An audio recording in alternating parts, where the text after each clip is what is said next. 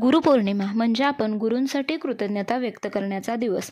मग त्या दिवशी आपण गुरुपद कोणाला तरी देतो, कोणाला तरी गुरु करतो. कारण गुरु हा आपल्याला प्रत्येक मार्गावर काही ना काही शिकवत असतात, योग्य तो मार्ग दाखवत असतात. त्यामुळे गुरु असणे आपल्या आयुष्यामध्ये खूप महत्त्वाचे आहे. मग ह्या गुरुपौर्णिमेला स्वामींना जर तुम्ही गुरुपद देणार असाल तर घरच्या घरी गुरुपद कसे द्यावे किंवा गुरु कसं करावे याबद्दलचा हा व्हिडिओ आहे. स्वामी हे ब्रह्मांड नायक आहेत. मग स्वामींचं गुरुपद घेण्यासाठी महाराजांचा मंदिरात, स्वामी केंद्रात, मठात जाणं शक्य नाही.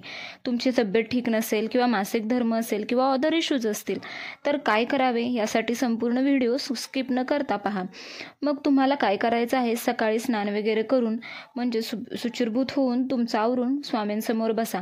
एक नारळ आणि गुलाबाचं फूल तुम्हाला हवं आहे, ते तुम्हाला हातात घ्यायचं आहे, स्वामींसमोर बसायचं आहे आणि नारळाचा शेंडा जो आहे तो स्वामींकडे करा आणि प्रार्थना करा. मन तुमचं शांत ठेवा, नारळावर गुलाबाचं फूल ठेवा आणि ते हातात घ्या. आणि जर तुम्ही केंद्रात जाणार असाल तर नारळ आणि फूल आवर्जून न्या. आणि प्रार्थना तुम्हाला काय करायची आहे तर हात जोडून स्वामींना म्हणा, स्वामी तुम्हीच माझे गुरु, सद्गुरू, परमगुरू आहात. आजपासून येत्या गुरुपौर्णिमेपर्यंत माझे गुरुपद स्वीकारावे. तुम्हीच माझे आई वडील, बंधू, सखा सगळेच आहात.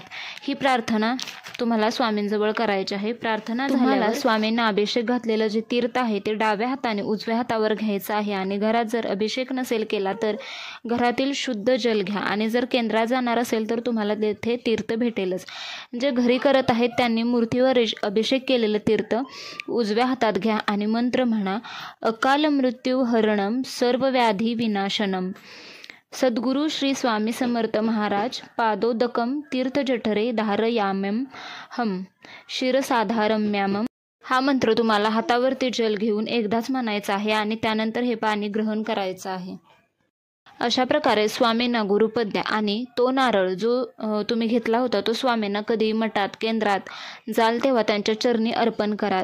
अशा प्रकारे तुम्ही घरच्या घरी खूप सोप्या पद्धतीने स्वामीपद घेऊ शकता. त्यामुळे काही चिंता करण्याची काहीही गरज नाही आहे.